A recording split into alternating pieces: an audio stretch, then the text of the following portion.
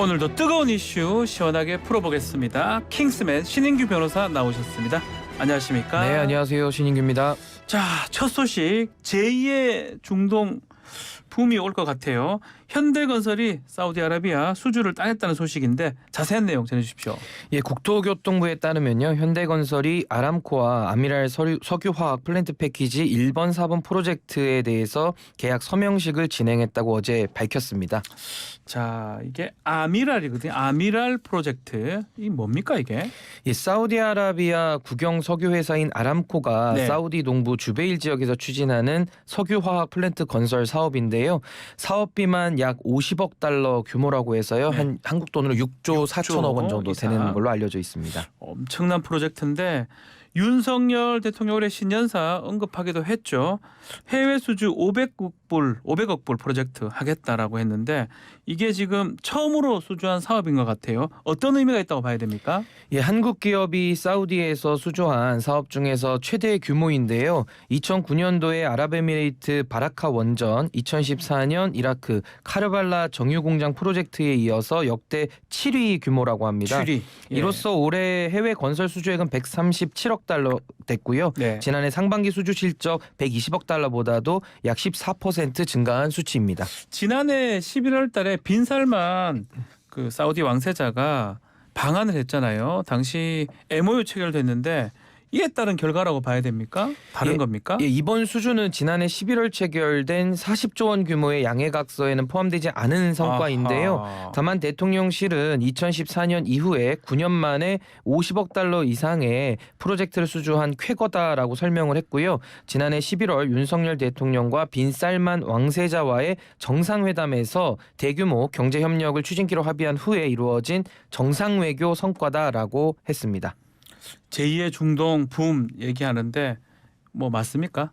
뭐 아무래도 그런 기대감은 다 있는 것 같은데요. 예. 뭐 하나의 그 수주 가지고 뭐 제2의 중동 붐까지 언급하는 것은 조금 성급한 거 아닌가 싶고 조금 더 성과를 더 지켜볼 필요는 있다. 저는 이렇게 봅니다. 윤석열 대통령 영업사원 1호 자처하면서 세일즈 외교 적극적으로 나서고 있는 상황인데 프랑스하고 베트남 순방을 했지 않습니까? 투자 유치 소식이 많이 전해집니다.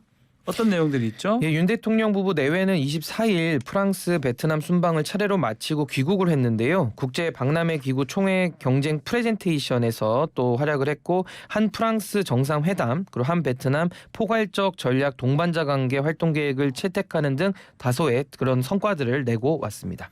자, 성과 얘기를 했고요. 한편 대통령 순방 외교 귀국과 함께 이번 주에 그 방통위원장 지명할 수도 있고 차관급 인사 할 거라는 얘기가 나옵니다. 어떻게 진행될 것 같습니까? 예, 뭐 이동관 그 방통위원장 후보가 상당히 좀 유력하다라는 지금 설들이 나오고 있는데 네. 한번 좀 지켜봐야 될 거는 같고요. 또 아무래도 이제 차관급 인사에 착수할 것이다. 이것은 아무래도 좀 장관들에 대한 그 인사 교체 없이 이제 차관을 하겠다라는 것은 사실 청문회에 대한 부담을 좀 피해가는 거거든요. 네. 그렇다면은 장관은 있으나마나한 존재 아니냐라는 비판이 있을 수가 있고 마치 우리가 시행령 정치를 좀 비판하듯이 아하. 이것도 좀 꼼수 아니냐라는 그런 비판도 좀 제기될 것으로 보입니다. 자, 권영세 통일부 장관 눈에 좀 띌 부분인데 당에 돌아가겠다, 역할을 하겠다 앞서 밝힌 바가 있잖아요. 통일부 장관에 대한 인사 가능성 있을까요?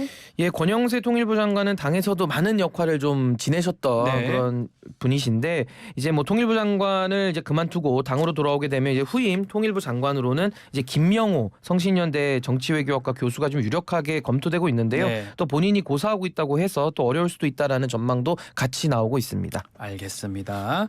자, 한편 윤석열 대통령 검찰 시절에 특수활동비 내역이 지난 23일 날 공개가 됐는데 이게 3년의 긴 소송 끝에 결론이 난 것입니다. 지금 검찰 특활비 공개된 게 아마 사실상 처음인데 배경부터 일단 살펴볼까요? 예, 하승수 세금도둑 잡아라 공동대표와 투명사회를 위한 정보공개센터가요. 2017년 1월 1일부터 2019년 9월 30일까지 대검찰청과 서울중앙지검에서 사용한 특활비 내역에 대해서 정보공개를 청구를 했습니다. 그러나 두 기관 모두 이제 정보공개 시에 수사 등에 장애가 생길 수 있다면서 공개를 거부했는데요. 이에 대해서 하 변호사는 해당 기관에 대해서 두 기관의 특활비, 특경비, 업추비에 대한 집행 내역과 지출 증빙 서류 등을 대상으로 해서 정보공개 소송을 소송을 제기해서 일부 승소 네. 확정을 받은 겁니다. 이로써 이제 검찰의 특활비, 특경비, 업추비의 서류가 공개되는 것은 이번이 처음인데요. 공개는 지난 4월 대법원 확정 판결 이후에 2달 만에 이루어졌습니다. 자, 대법원까지 갔습니다. 상당한 오랜 시간이 걸렸는데 3년 5개월에 걸친 긴 소송인데 그만큼 또 자료 분량이 어마어마하다면서요. 예, 분량이 대단합니다. 이게 네. 16,735장 규모인데요. 이제 파일은 없고 이제 복사본으로 제공이 돼서 이제 보통 보실 때 그 압수수색 박스 있지 않습니까? 예. 그 파란 박스에 담아서 이제 시민단체에 제공이 되었다고 합니다. 자, 복사본으로 지금 제공이 됐는데 자, 그렇다면 공개되는 범위, 내용은 어떤 겁니까? 예, 대검과 중앙지검이 각각 보유하고 있는 특활비, 특경비, 업추비 자료를 시민단체에 제출한 건데요. 이제 특활비와 특경비는 수사에 쓰이는 비용입니다. 특활비는 증빙을 면제하는 범위가 넓은데요. 특경비는 영수증을 비롯한 증빙 서류를 첨부해야 하고요. 업추비는 수사와 무관한 비용으로 이제 서류 증빙 요건이 좀 까다로운 편입니다. 대검은 특활비와 업추비 자료 일체를 제공하고요. 특경비는 2017년 1월부터 6월까지 6개월치만 제공을 하고요. 중앙지검 역시 특활비와 업추비 자료는 모두 제공하고 특경비는 2017년 1월부터 3월까지 3개월치만 제공을 합니다. 단체들이 수령한 자료는 대검이 9,939쪽, 중앙지검이 6,796쪽 등 16,735쪽 분량인데요. 비용 집행 내용이나 명목, 사용자 이름, 식사, 행사 참석자 숫자 등 민감 자료는 제외됐습니다. 민감 자료가 제외됐다. 혹시 정작 중요한 자료 빠진 거 아닙니까? 뭐 특활비가 어떻게 제대로 지출되고 제대로 사용됐는지 이 부분을 살펴봐야 그 분석이 가능할 것 같은데요. 예, 하 대표는 대검이 해당 기간 동안 사용한 특활비와 특경비 업추비 총액은 461억 원이 좀 넘는다고 밝혔는데요. 위법하거나 부당한 특활비 사용이 있었는지를 검증할 것이다라고 말했고요. 하 대표 측은 이날 확보한 16,000장이 넘는 분량의 특활비, 특경비 업추비 자료를 분석한 뒤에 빠른 시일 내에 공개할 방침이라고 하고요. 전자 파일이 아니라서 종이 복사본으로 공개됐기 때문에 정보 의미를 분석하는 데는 꽤 많은 시간이 걸릴 것으로 보입니다. 자, 처음으로 공개되는 검찰 특수활동비입니다. 이게 뭐 제2의 월급이다 이렇게 별칭이 되기도 하는데 이게 분석 이후에 이 결과에 따라서 검찰의 어떤 파장을 줄지도 좀 관심이 가는데 혹시 판도라의 상자가 열릴 수 있는 그런 건가요? 그 판도라의 상자가 될 가능성이 높은데요. 뭐 네. 저는 개인적으로 이런 특활비라는 것이 그 목적과 용도에 맞게만 쓰였다 그러면은 누가 문제 되겠습니까? 그렇죠. 근데 지금 특활비를 갖다가 잘못 사용했다라는 의혹 때문에 지금 이런 불신을 받는 건데요. 이런 특활비에 대해서 정당하게 검증하는 것도 참 좋은데 이제 이렇게 되다 보면은 또 특활비에 대해서도 어떠한 그런 압력들 때문에 무언가 좀 더 수사나 이런 것들이 좀 축소될 부분도 분명히 있거든요. 그래서 이 부분에 대해서는 한번 검증 내용을 보고 좀 네. 더 판단을 해야 될 것 같습니다. 알겠습니다. 자, 다음은 한상혁 전 방통위원장 소식입니다. 자, 한상혁 위원장 윤석열 대통령을 상대로 낸 면직 처분 집행정의 신청 기각이 됐는데 결국은 법원에서 이걸 받아들이지 않은 것 같아요. 예, 법원은 면직 처분으로 자녀 임기를 채우지 못하고 직무 수행 기회가 박탈되는 것은 이제 한상혁 전 위원장에게 회복하기 어려운 손해를 예방하기 위해서 긴급한 필요가 있다고 인정은 하는데 사회적 신뢰뿐만 아니라 공무집행의 공정성과 국민의 신뢰가 저해될 구체적인 위험이 발생해서 공공복리에 중대한 영향을 초래할 우려가 있기 때문에 이제 기각을 한 것입니다. 네. 야, 이번 집행정지 소송 핵심 쟁점은 뭐였습니까? 예, 뭐 쟁점은 되게 많았는데요. 이제 네. 통상의 집행정지 여부를 결정할 때 대상자에게, 그러니까 한상혁 위원장에게 회복하기 어려운 손해가 발생하는지 여부를 주로 판단을 하는데 이번 재판부는 이 점을 인정하면서도 한 전 위원장을 면직하지 않으면 공공의 이익에 해를 끼칠 수 있다, 지금 이렇게 판단했거든요. 오히려. 그래서 어떻게 보면 그 공공성이라는 것이 상당히 좀 모호하기는 한데 한상혁 위원장에 대한 그런 감찰 내용을 보면은 뭐 재판부 의견이 맞을 수도 있는데요. 네. 또 한편으로는 이동관 방통위원장을 임명하면서 사실상 한상혁 위원장 초반부터 국무회의도 못 오게 했잖아요. 네. 그러면서 강제적으로 지금 몰아내기라는 측면에서 보면은 민주주의 사회에서 언론 자유가 얼마나 중요합니까? 그런 차원에서 보면 사실 공공성을 다르게 볼 수도 있는 것인데 조금은 재판부가 한쪽 측면만을 좀 강조한 거 아니냐, 좀 이런 생각도 들었습니다. 공공의 이익 본안 판단을 좀 한 것 같은 느낌이 들기도 한데요.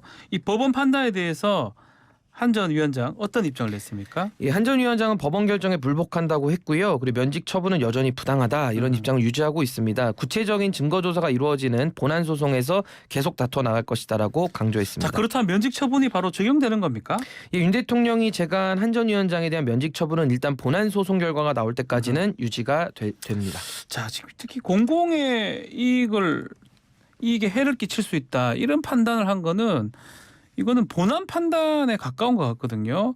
이 법원 집행정지라면 어쩌면 가처분 심사인데 너무 좀 빨리 판단한 거 아니냐 이런 얘기가 있을 것 같기도 그러니까 해요. 그 집행정지 소극적 요건이라고 하는데, 네. 그러니까 본안 패소가 유력하지 않아야 되고, 그리고 공공에 대한 이제 중대한 우려가 없어야 되거든요. 근데 네. 이 부분에 대해서 다소 좀 본안 판단까지도 집행정지 단계에서 좀 나가서 한 거 아니냐, 그러니까 선을 넘어서 좀 월권한 거 아니냐라는 생각도 좀 들었고요.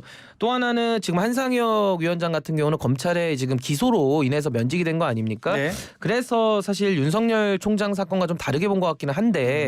검찰이 기소가 됐다고 해서 다 유죄는 아니잖아요. 그래서 대한민국 헌법이 무죄 추정 원칙 지키고 있기 때문에 이 점도 조금은 맞지 않는 거 아니냐라는 비판도 있습니다. 사실상 임기가 7월 말이니까 한 달 정도 남은 거거든요.